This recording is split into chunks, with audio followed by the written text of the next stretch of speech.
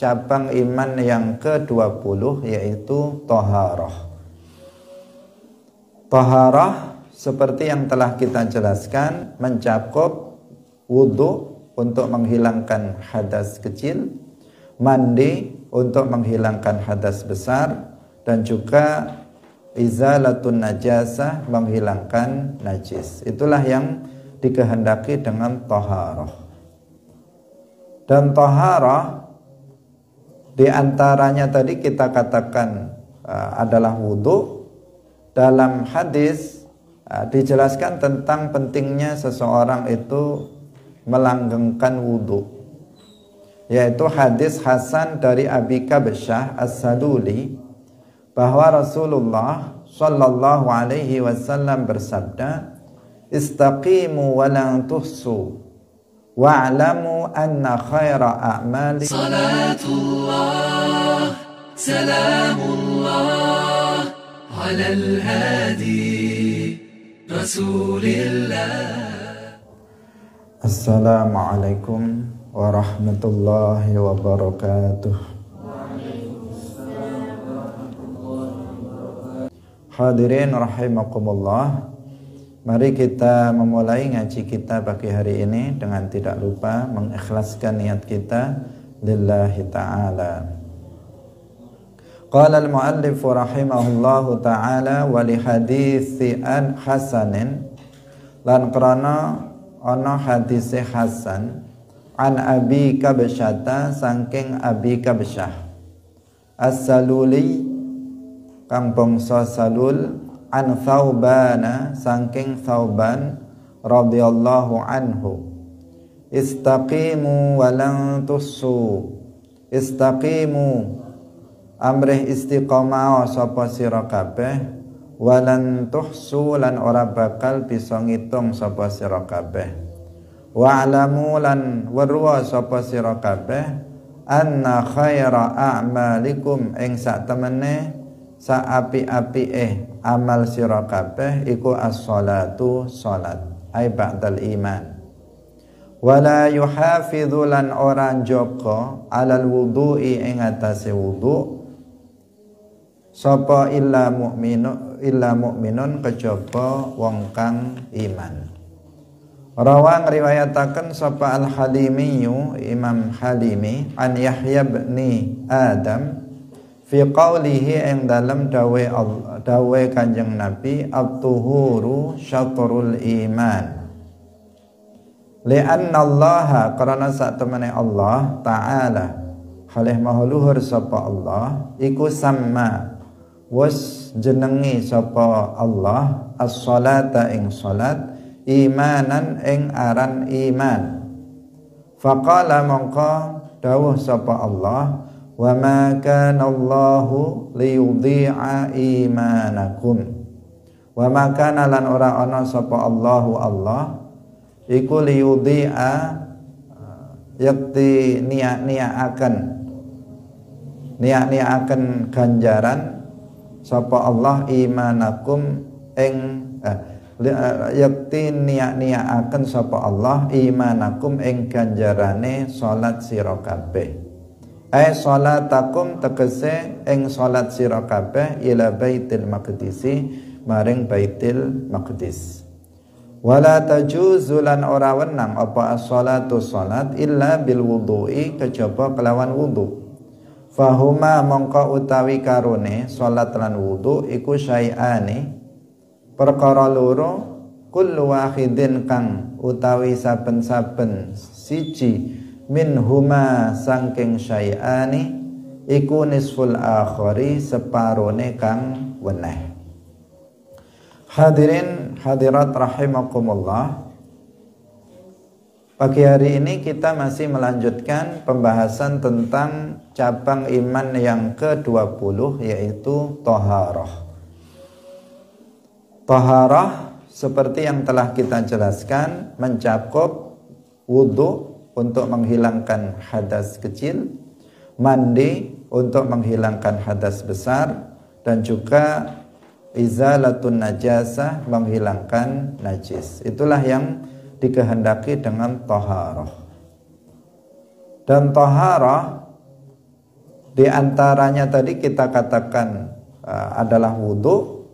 Dalam hadis dijelaskan tentang pentingnya seseorang itu melanggengkan wudhu, yaitu hadis Hasan dari Abi Kabsyah As-Saduli, bahwa Rasulullah Shallallahu Alaihi Wasallam bersabda, istaqimu wa lan tuhsu wa'lamu anna khaira a'malikum as-salah. Ketahuilah bahwasanya sebaik-baik amal kalian adalah salat. Di sini yang dimaksud adalah ba'dal iman, karena khairul a'mal 'alal itlaq, sebaik-baik amal secara mutlak itu adalah al-imanu billahi wa rasulihi, iman kepada Allah dan Rasulnya.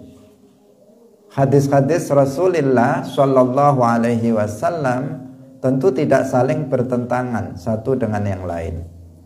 Sering kita sebutkan sebuah hadis yang menjelaskan bahwa afdalul a'mal secara mutlak adalah iman kepada Allah dan Rasulnya.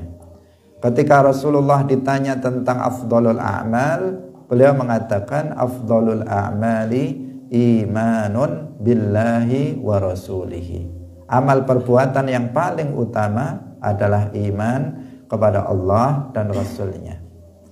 Karena iman adalah syarat dari diterimanya amal soleh yang dilakukan oleh seseorang.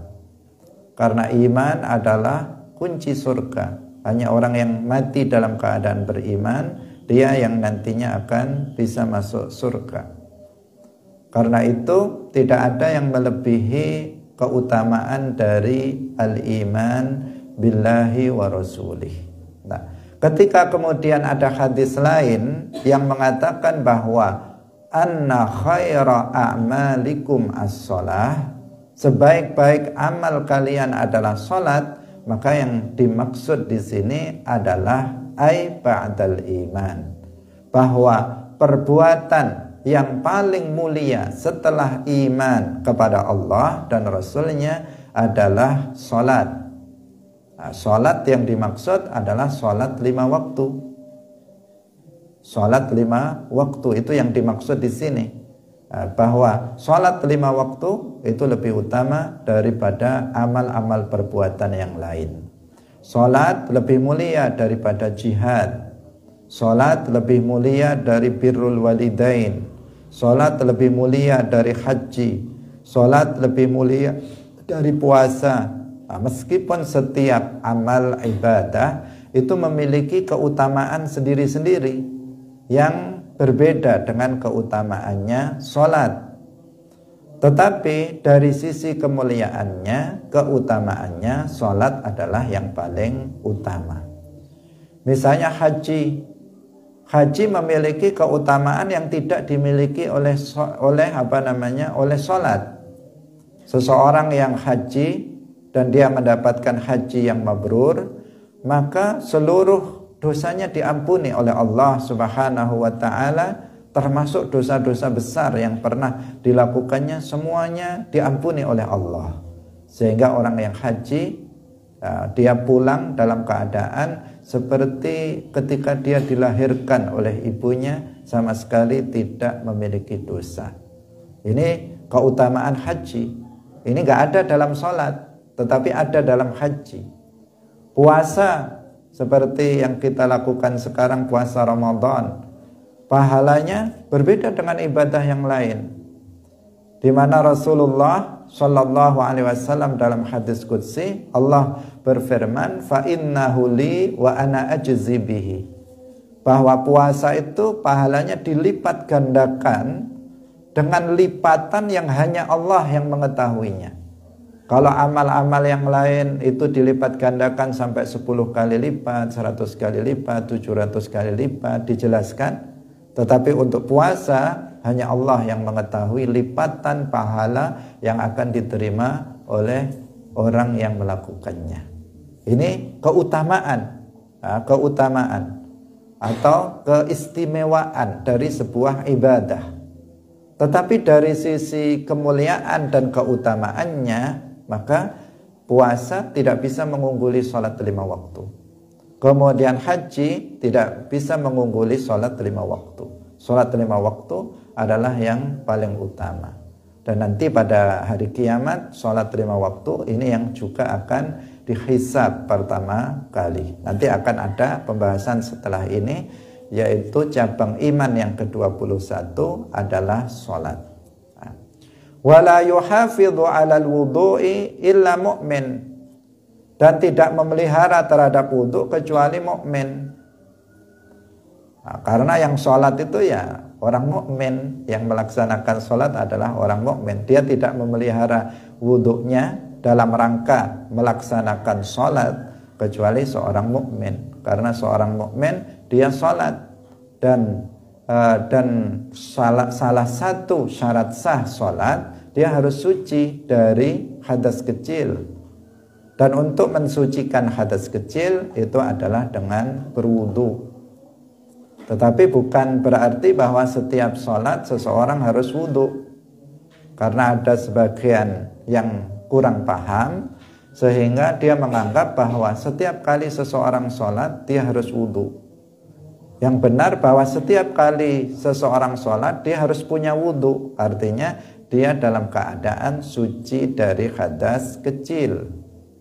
Bukan setiap kali sholat harus atau wajib berwudu.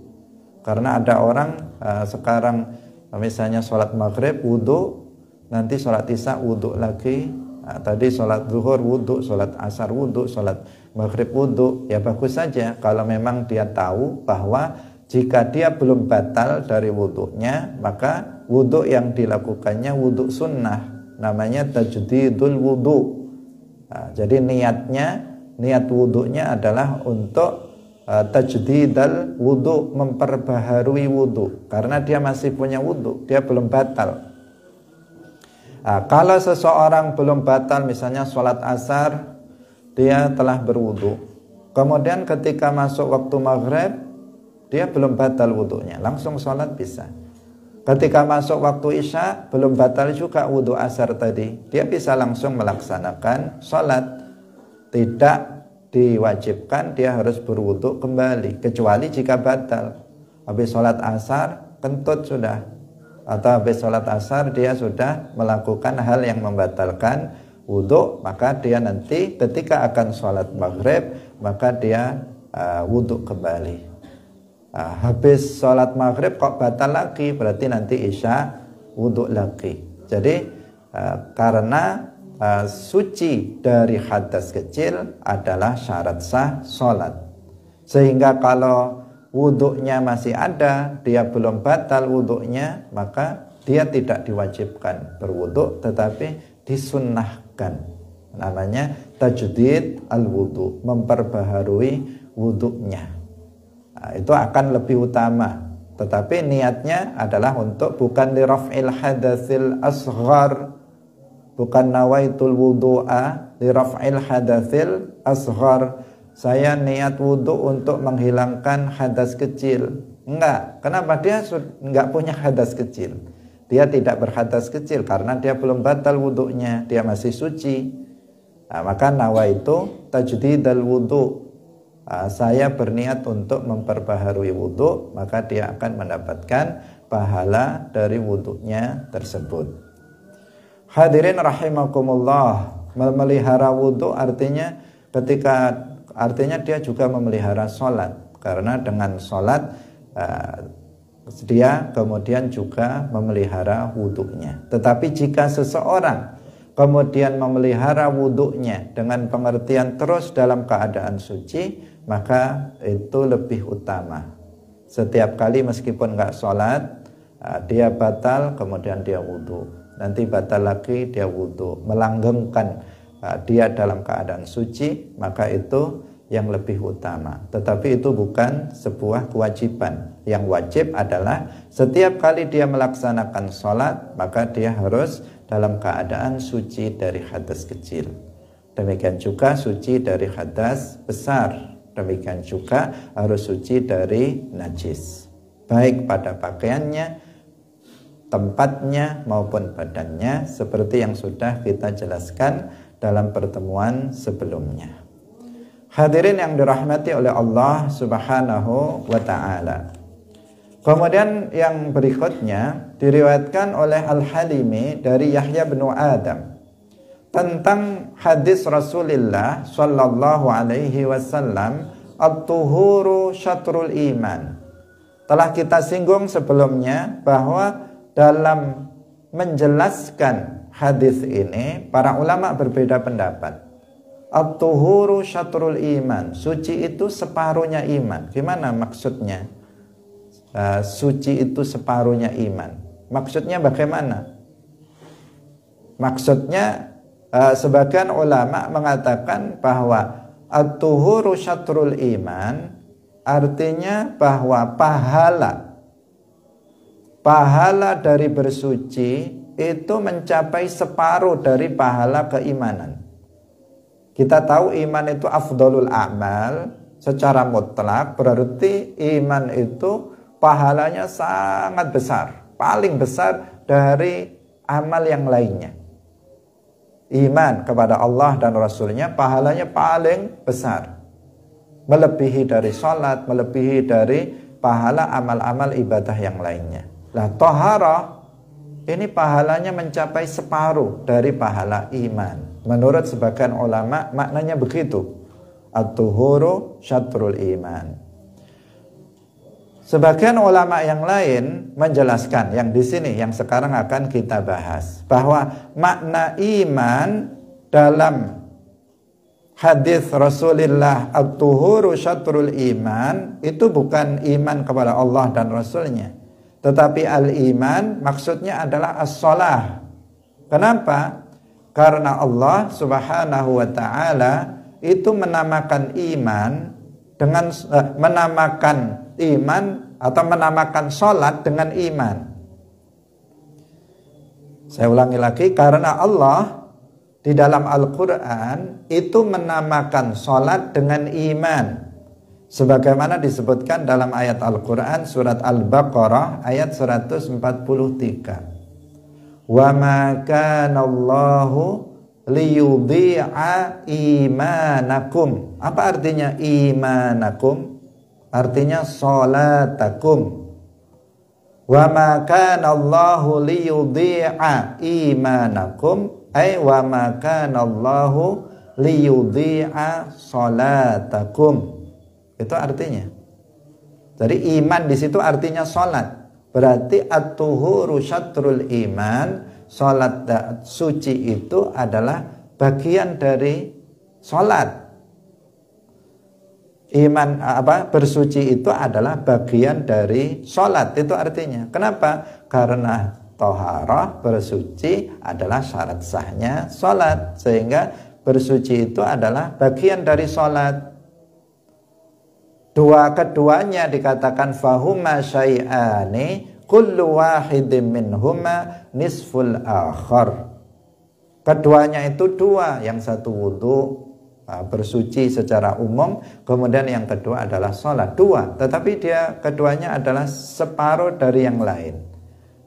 Wudu ataupun menghilangkan najis atau mandi, toharah, adalah separuh daripada sholat, karena sholat tidak akan sah tanpa toharoh, tanpa bersuci. Sehingga dikatakan bahwa at-tuhur itu syatrul iman, ay nisfus sholah, separuh dari sholat, karena dia merupakan syarat sahnya sholat. Jadi iman dalam hadis ini sebagian ulama memaknainya dengan sholat, dengan mengambil dalil dari ayat Al-Qur'an, wa ma kana Allahu liyudhi'a imanakum. Imanakum di situ artinya salat kalian. Salatakum ila baitil maqdis. Salatakum ila baitil maqdis, yaitu salat kalian ketika kalian salat menghadap ke Baitul Maqdis. Karena pernah umat Islam pada zaman Rasulullah Shallallahu Alaihi Wasallam itu sholatnya menghadap ke Baitul Maqdis, bukan ke arah Al-Ka'bah Al-Musyarrafah, tetapi menghadap ke Baitul Maqdis selama 17 bulan. itu sholatnya menghadap ke Baitul Maqdis. Kiblat sholat itu Baitul Maqdis di Palestina, Masjidul Aqsa, sholatnya menghadap ke sana. Baru kemudian apa? Kemudian dirubah oleh Allah, dari asalnya menghadap ke Baitul Maqdis, kemudian berubah menjadi sholat menuju Al-Ka'bah Al-Musyarrafah. Dan pergantian itu di saat ketika Rasulullah sedang sholat, sehingga di sana sekarang itu di Madinah itu ada sebuah masjid, saya lupa di Madinah atau di Makkah, yang jelas di Tanah Haram itu ada masjid yang disebut dengan Masjid Qiblatain. Ada masjid dua kiblah, karena di masjid itu turun perintah untuk merubah arah kiblat dalam sholat, sehingga Rasulullah menggeser posisi dari asalnya menghadap ke Baitul Maqdis, merubahnya menjadi menuju ke Al-Ka'bah Al-Musyarrafah di Makkah. Dan Allah, wa ma kana Allahu liyudhi'a imanakum, Allah itu tidak akan menyia-nyiakan pahala sholat kalian ketika kalian sholat menghadap ke Baitul Maqdis. Tetap sholat yang kalian lakukan menghadap ke Baitul Maqdis itu tetap akan diberi pahala oleh Allah Subhanahu wa ta'ala. Itu makna ayat tersebut. Jadi iman dalam ayat ini artinya sholat. Demikian juga at-tuhuru syatrul iman. Iman di sini juga artinya sholat menurut sebagian ulama. Ulama yang lain mengatakan yang pertama tadi, bahwa pahala bersuci itu mencapai separuh dari pahala keimanan. Hadirin yang dirahmati oleh Allah Subhanahu wa ta'ala, apa yang kita sampaikan dari kemarin dan hari ini semuanya itu menunjukkan pentingnya thaharah, pentingnya kita bersuci, mengetahui tentang ilmu bersuci. Ini adalah sesuatu hal yang mendesak, dan ini bagian dari ilmu din ad-daruri, ilmu agama yang hukum mempelajarinya fardu ain. Gak bisa tidak seseorang tidak mengetahui ilmu tentang wudhu, ilmu tentang menghilangkan najis, ilmu tentang menghilangkan hadas besar, tentang mandi, harus tahu. Kenapa? Karena berkaitan dengan sholat. Sehingga ilmu tentang taharah itu juga sudah wajib diajarkan oleh wali dari seorang anak kecil ketika dia telah berumur 7 tahun dan mumayyiz, untuk diajarkan kepada mereka. Wali harus sudah mengajarkannya, orang tuanya harus sudah mengajar mereka tentang termasuk taharah, mengajarinya wudhu, mengajarinya mandi, mengajarinya tata cara menghilangkan najis, kalau hukmiyah bagaimana caranya, kalau ainiyah bagaimana caranya, harus sudah diajarkan ketika anak itu masih kecil, sebelum dia baligh tetapi dia sudah mumayyiz. Begitu nanti si anak itu dia sudah baligh, maka dia sudah bisa sholat dengan benar, wudhu dengan benar, mandi dengan benar, menghilangkan najis dia sudah tahu. Karena kalau nggak tahu, maka ini nanti berbahaya. Apalagi misalnya seorang ibu yang biasanya ibu-ibu ini mencuci pakaian untuk pakaian suaminya, pakaian anak-anaknya. Kalau dia tidak tahu bagaimana mensucikan najis, bagaimana nanti sholat dia? Bagaimana nanti sholat suaminya? Bagaimana nanti sholat anak-anaknya? Bisa jadi mereka akan sholat dengan memakai pakaian yang najis. Dan sholat dengan memakai pakaian yang najis itu tidak akan sah. Ada seseorang misalnya, ini laki-laki atau perempuan, dia ada pakaian yang suci dan ada pakaian yang najis. Karena kebodohannya, nggak pernah belajar tentang ilmu agama, nggak pernah belajar tentang bagaimana cara menghilangkan najis yang ainiyah misalnya ataupun hukmiyah, kemudian pakaian yang kena najis dan pakaian yang suci dimasukkan dalam satu bak yang sama, yang najis di situ, yang suci di situ. Kemudian setelah itu disiram sama air, disiram sama air. Apa yang terjadi jika disiram sama air dalam sebuah bak yang kecil? Maka seluruh pakaiannya kena najis semua. Nah, bukan hanya satu, yang tadi hanya satu kena najis karena dimasukkan dalam bak yang sama, dalam timba yang sama dan timbanya kecil, artinya air yang ada di dalamnya jika dipenuhi tidak memenuhi dua kullah. Ketika dimasukkan maka semua pakaiannya menjadi pakaian yang najis. Jika kemudian dia tidak tahu hal itu, kemudian dia mencucinya hanya di ucek-ucek saja, misalnya di sabun saja, tanpa tahu bahwa semua pakaian itu telah terkena najis, maka dia harus misalnya menyiramkannya atau menyiramkannya dengan air suci yang mensucikan. Karena jika airnya sedikit, maka airnya yang harus mendatangi pakaian tersebut najis, pakaian yang terkena najis itu harus disiramkan. Kecuali jika airnya banyak, seperti kita mencuci pakaian di sungai, maka langsung masukkan ke sungai, sudah beres, kemudian dihilangkan benda najisnya dan sifat-sifatnya, sudah selesai. Tetapi jika tidak, maka ini satu persatu harus disiram dengan air. Airnya yang harus mendatangi najisnya, benda yang terkena najis itu, bukan kemudian dimasukkan ke dalam satu bab. Seharusnya bagaimana? Seharusnya ya dipisah. Mana pakaian yang kena najis, mana pakaian yang masih suci tetapi kotor. Karena kotor kemarin kita katakan tidak selalu najis. Ini sudah dipakai seminggu pakaian ini, baunya bukan main, keringatnya bukan main baunya, kotor. Tapi nggak pernah kena kencing, tapi nggak pernah kena najis, ya disendirikan. Nah, yang ini kelihatan masih bersih, tapi tadi kena ompol misalnya, maka ini najis, disendirikan.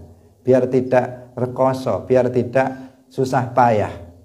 Nanti yang nggak kena najis, yang masih suci, tidak akan terkena najis pakaian yang kena najis itu. Nah, setelah itu dia mensucinya. Kalau yang masih suci, dia terserah dia mau mensucikannya seperti apa, atau langsung dia dibilas di dalam di dalam timba itu atau dalam bak itu, bukan masalah karena memang itu suci.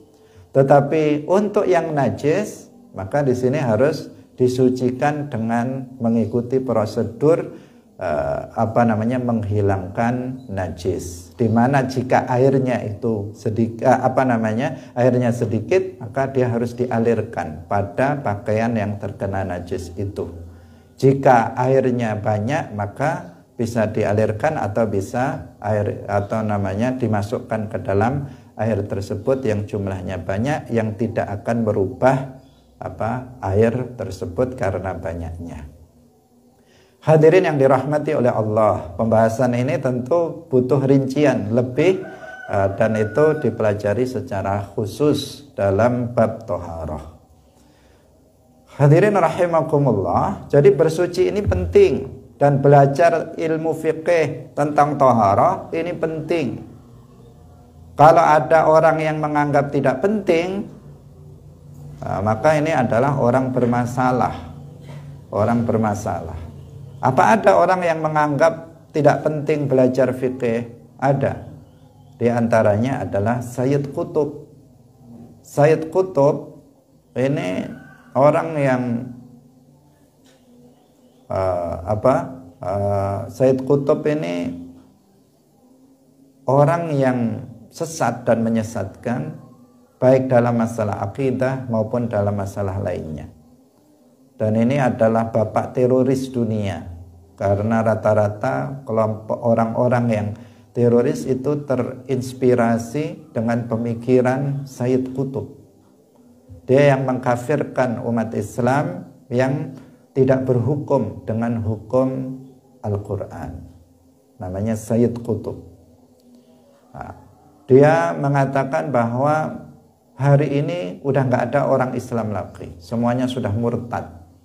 Karena semuanya sudah menggunakan hukum manusia, hukum buatan manusia, bukan hukum Allah yang ada di dalam Al-Quran. Maka semuanya sudah berpindah dari menyembah Allah menjadi menyembah manusia. Itu menurut Sayyid Qutb. Sehingga banyak orang yang terbakar emosinya dengan ucapan-ucapan Sayyid Qutb tersebut, sehingga kemudian mereka menjadi teroris. Mereka menjadi kelompok atau orang-orang yang radikal dan ekstrim.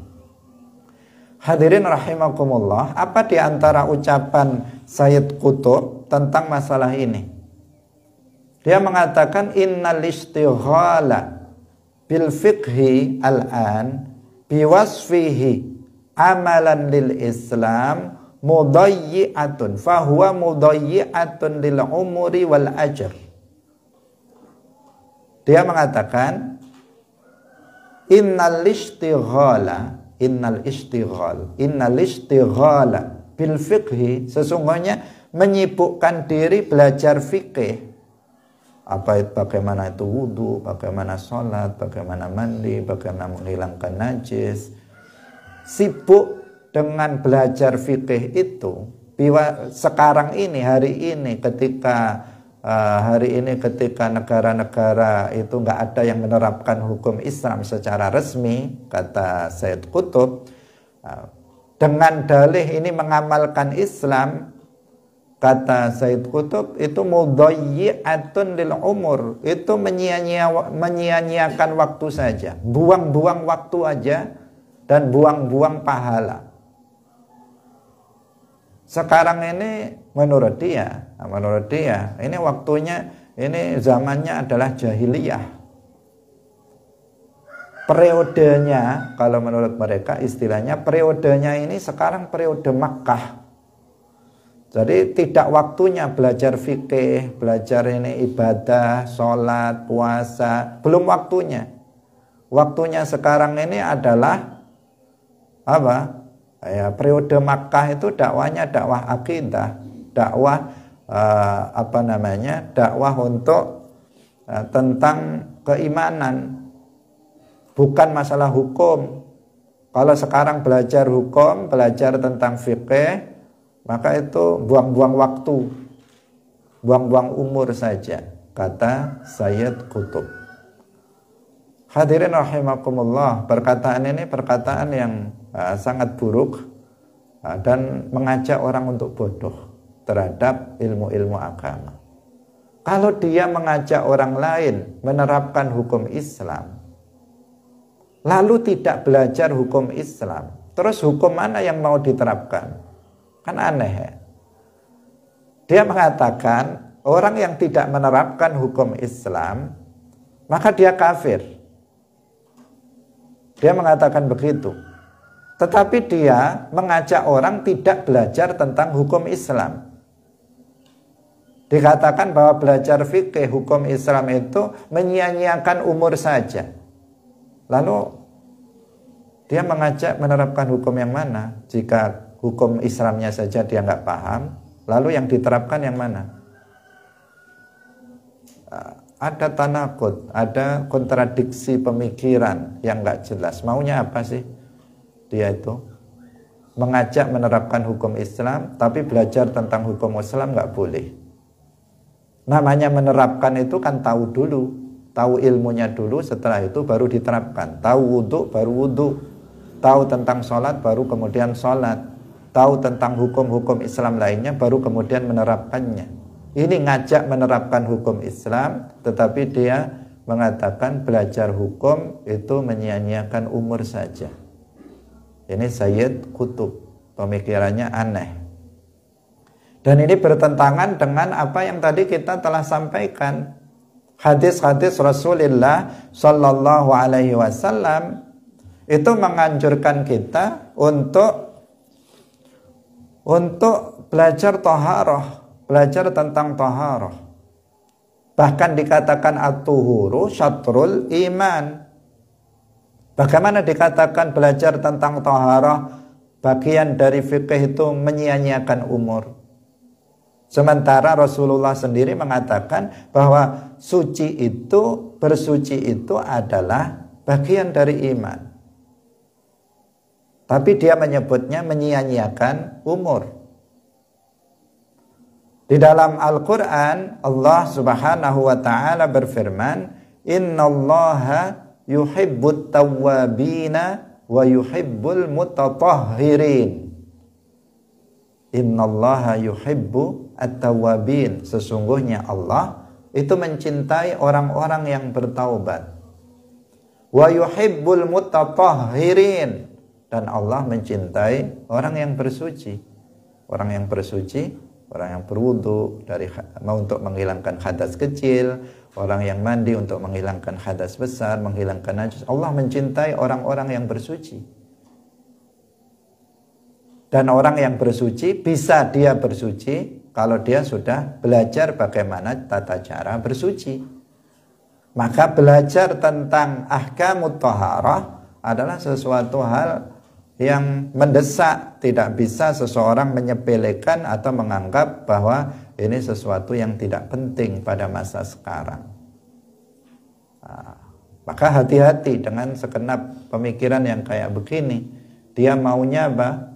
Dia maunya membangkitkan umat Islam dari tidurnya menurut dia, tetapi kemudian justru dia mau mematikan Islam itu sendiri. Kenapa? Karena ilmu agama adalah hayatul Islam. Ilmu din hayatul Islam. Ilmu agama adalah kehidupan Islam itu sendiri. Kalau ilmu agama tidak dipelajari, ya mati agama itu. Karena di sini ruhnya Islam itu pada ilmu agama. Jika umat Islam memahami ilmu-ilmu agama, maka Islam akan hidup. Islam akan jaya. Kalau misalnya di kampung ini semua paham tentang ilmu agama, maka pasti Islam di daerah ini akan hidup. Tetapi jika hanya separuh yang paham tentang ilmu agama atau beberapa orang yang paham ilmu agama, maka Islam akan redup di daerah tersebut. Hadirin rahimakumullah. Karena itulah maka kesesatan-kesesatan atau paham-paham, aliran-aliran yang menyimpang dari akidah ahli sunnah wal jamaah itu pasti akan tumbuh subur di daerah minus ilmu agama. Kalau di suatu daerah itu nggak ada majelis ilmu, nggak ada ulama, nggak ada kiai yang mengajarkan ilmu agama di daerah itu, maka sangat mudah bagi Wahabi untuk menyebarkan akidah tasbih dan tajsimnya. Maka akan sangat mudah bagi Hizbut Tahrir untuk menyebarkan akidah qadariyahnya. Sangat mudah bagi Ikhwan untuk menyebarkan akidah khawarijnya. Akan mudah bagi mereka menyebarkan kesesatan-kesesatan. Akan muncul kesesatan-kesesatan, aliran-aliran yang menyimpang di daerah itu tumbuh subur. Kenapa? Nggak ada ilmu agama di situ. Nggak ada ilmu agama di daerah itu. Tetapi daerah yang di sana banyak ilmu agama, artinya masyarakat memahami ilmu agama. Di sana banyak majelis-majelis taklim yang mengajarkan ilmu fardu ain, maka secara otomatis ilmu agama akan menjadi benteng bagi masyarakat. Tidak mudah masyarakat untuk dipengaruhi. Tidak mudah untuk dipengaruhi. Sekarang banyak orang yang membawa ajaran-ajaran yang sesat menyesatkan. Di antaranya mereka menggunakan kedok tasawuf. Tetapi tasawuf yang bertentangan dengan akidah ahli sunnah wal jamaah. Kita ahli sunnah wal jamaah bertasawuf, tetapi tasawuf kita tasawuf berdasarkan tasawufnya Imam Ghazali, Al-Junaid Al-Baghdadi yang dibangun di atas akidah ahli sunnah wal jamaah, tasawuf yang dibangun di atas syariat Islamiyah. Itu tasawuf kita. Tetapi sekarang ada orang-orang yang mengatasnamakan tasawuf dan thariqah, kemudian dia menyebarkan kesesatan di tengah-tengah masyarakat. Dia mengajarkan kesesatan-kesesatan, penyimpangan-penyimpangan dari ajaran Islam yang sesungguhnya. Ada yang mengaku sebagai Al-Mahdi, ada yang mengaku sebagai Nabi Isa, ada yang mengaku sebagai Sultanul Aulia, ada yang mengaku sebagai Ghaus, dan seterusnya. Ada yang mengaku sebagai pemberi syafaat dan sebagainya nanti pada hari kiamat, dengan dalih-dalih berbagai macam alasan. Dan ironisnya banyak orang yang kemudian terpengaruh. Kenapa dia kok bisa terpengaruh? Ya karena dia bodoh. Meskipun kelihatannya pinter, sebenarnya itu dia bodoh. Masa masalah begitu saja dia nggak tahu membedakan ini Al-Mahdi atau bukan Al-Mahdi? Masa nggak bisa membedakan ini wali atau waliullah atau walius syaitan? Masa nggak bisa membedakan? Kan mudah membedakannya. Kalau dia berilmu, maka akan sangat mudah. Seseorang itu wali atau bukan wali, dari perbuatannya saja sudah terlihat. Wong sholat aja nggak sholat, ilmu agama nggak paham, dibilang wali. Wali dari mana? Wali dari mana? Wali murid mungkin, atau wali setan, itu bisa. Nah, artinya dengan kacamata sederhana, ilmu dasar, hanya belajar ilmu din ad-daruri, ilmu fardhu ain tentang itu, kita sudah tahu bahwa seseorang itu menjadi wali. Wali itu siapa? Wali itu al-mu'min al-mustaqim fi ta'atillah. Wali itu adalah seorang mukmin berakidah ahli sunnah wal jamaah. Dia istiqamah dalam ketaatan kepada Allah.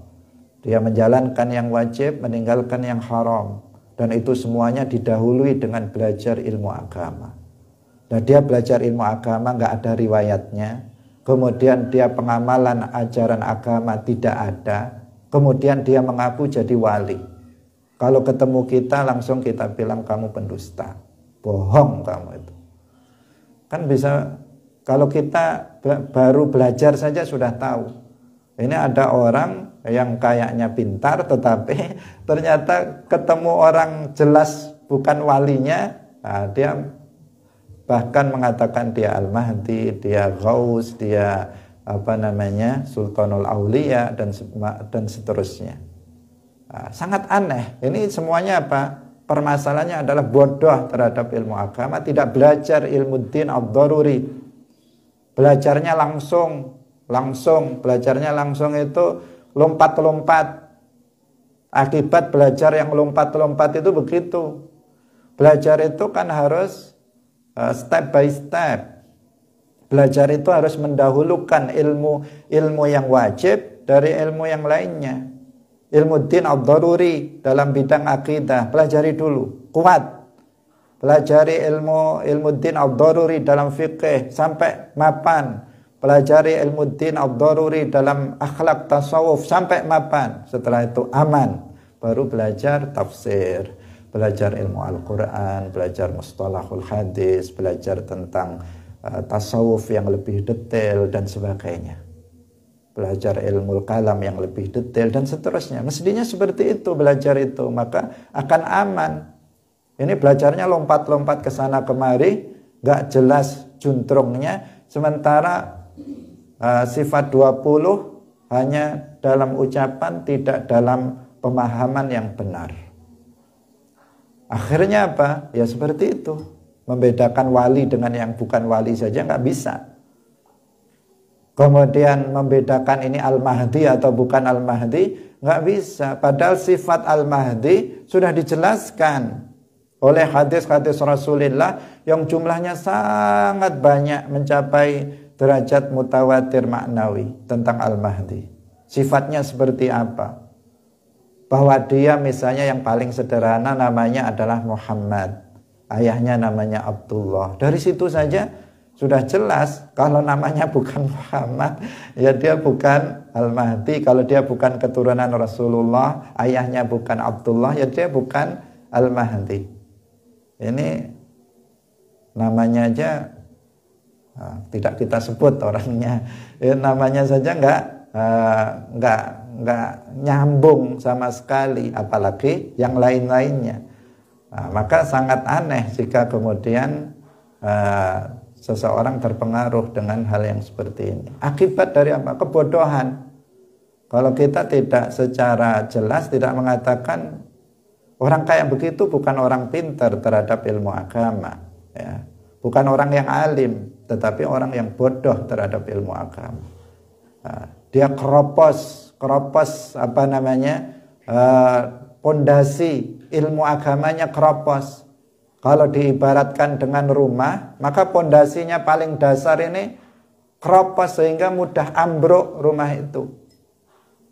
Berbeda dengan mereka yang pondasinya kokoh, meskipun atasnya nggak begitu bagus, tetapi kalau kokoh pondasinya, maka dia tidak mudah terombang-ambing, tidak mudah terpengaruh oleh ajaran-ajaran yang menyimpang.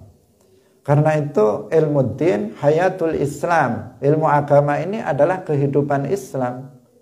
Jihad kita hari ini adalah mengajarkan ilmu Islam, ilmu agama. Itu jihad kita pada hari ini, bukan secara fisik tetapi dengan bilbayan, dengan mengajarkan ilmu-ilmu agama, karena banyak umat Islam yang tidak belajar ilmu agama. Mengatasi radikalisme, terorisme, kemudian ekstremisme, itu sebenarnya mudah saja. Mudah saja. Bagaimana caranya? Ya buka majelis taklim di mana-mana. Buka majelis taklim di mana-mana, dibiayai, pemerintah membiayai. Buka misalnya 1 juta majelis taklim, di setiap dusun harus ada majelis taklim misalnya. Bayari itu ustadz-ustadznya, para dai-dainya. Ilmu ahlus sunnah wal jamaah diajarkan di setiap masjid musola. Beres semuanya. Nggak ada lagi ekstremisme, radikalisme, terorisme. Cukup sederhana. Bukan hanya, karena ini nggak akan selesai tanpa ilmu agama, ekstremisme nggak akan selesai. Yang harus kita lakukan adalah itu, yaitu menyebarkan ilmu agama yang moderat, ilmu agama ahli sunnah wal jamaah, itu yang harus disebarkan. Bukan kemudian hanya pendekatan keamanan saja, atau pendekatan hanya penangkapan saja, tidak. Akar permasalahan itu yang harus ditangani. Akar permasalahan itu adalah kebodohan terhadap ilmu agama. Itu yang menyebabkan seseorang itu menjadi ekstrim, seseorang itu menjadi radikal. Dipastikan kayak begitu, meskipun terlihat misalnya dari sisi zahir, orang-orang yang terlibat dalam aksi-aksi teror itu terlihatnya kayak dia Islami sekali. Pakaiannya kayak, dilihat dari tampangnya juga kayaknya ahli sholat. Dari tampangnya, pakaiannya kayaknya dia juga Islami. Yang perempuan juga lebih tertutup auratnya misalnya. Dari sisi zahir kayak dia lebih dari kita. Tetapi sebenarnya itu orang-orang bodoh. Coba ditanya tentang bagaimana tata cara wudhu, rukun wudhu. Coba ditanya orang-orang kayak begitu, bagaimana tata cara tayamum, bagaimana tata cara istinja. Ditanya tentang bagaimana sifat wajib bagi Allah, sifat wajib bagi para nabi. Nggak tahu mereka. Tahunya cuma semangat-semangat saja, secara zahir, teriak-teriak saja, bertakbir Allahu Akbar, tetapi kosong, otaknya kosong, hatinya kosong dari ilmu-ilmu agama. Nah, inilah permasalahan kita yang sesungguhnya, dan ini yang harus ditangani. Kalau serius kita menangani ekstremisme, radikalisme di Indonesia, caranya sebenarnya mudah saja. Meskipun ini ya tidak mudah tetapi tidak mudah. Mudah itu ya kan jelas, udah sebarkan ilmu agama yang moderat, ilmu Ahlus Sunnah wal Jamaah, fasilitasi, biayai. Kemudian tidak mudahnya adalah dalam hal pelaksananya. Siapa yang melaksanakannya? Nanti dibuat karena ngawur, nggak tahu, dibuat majelis taklim, ternyata malah majelis taklim yang ekstrim, malah parah. Maunya mau mendirikan majelis-majelis taklim, tetapi ternyata ustadznya atau yang mengajar ternyata malah berpaham menyimpang. Ya, ini nanti malah menambah masalah, menambah kebodohan masyarakat, bukan menambah ilmu yang moderat berdasarkan akidah ahli sunnah wal jamaah, tetapi justru menyesatkan mereka. Tetap harus selektif, dipastikan bahwa ilmu yang diajarkan dalam majelis taklim, dalam majelis ilmu adalah ilmu ahli sunnah wal jamaah yang moderat, yang tidak ekstrim, tidak menyimpang ke kanan ataupun yang menyimpang ke kiri. Dari Sayyid Qutb ini ngajak bodoh berarti. Ketika dia mengatakan bahwa menyibukkan diri belajar fikih pada masa sekarang itu menyia-nyiakan umur, secara nggak langsung kalian itu ngapain sih belajar ilmu agama? Ngapain kalian itu kumpul-kumpul belajar ilmu agama, ilmu din ad-daruri? Nggak ada faedahnya. Udah, kita ini jihad saja, perang saja. Kita ini demo saja dan seterusnya. Itu yang diurusi oleh mereka, bukan belajar ilmu agama. Ngajak orang bodoh, sebab kalau sudah bodoh mudah dibodohin dan mudah diakali oleh mereka dan mudah untuk dipengaruhi, diajarkan ajaran-ajaran yang menyimpang dari ahli sunnah wal jamaah. Hadirin rahimakumullah, maka kita jangan terpengaruh oleh mereka, tetaplah kita belajar ilmu agama, karena dengan belajar ilmu agama dan kemudian kita mengamalkannya, maka insya Allah kita akan mendapatkan keselamatan di dunia dan juga akan mendapatkan keselamatan nanti di akhirat. Hadirin rahimakumullah, demikian pengajian kita pada pagi hari ini. Semoga bermanfaat bagi kita semuanya dan kita betul-betul diberikan keistiqomahan oleh Allah Subhanahu wa taala untuk tetap pada jalan ilmu dan amal. Barakallahu fikum wallahu muwaffiq ila aqwamit thoriq. Wassalamu alaikum warahmatullahi wabarakatuh.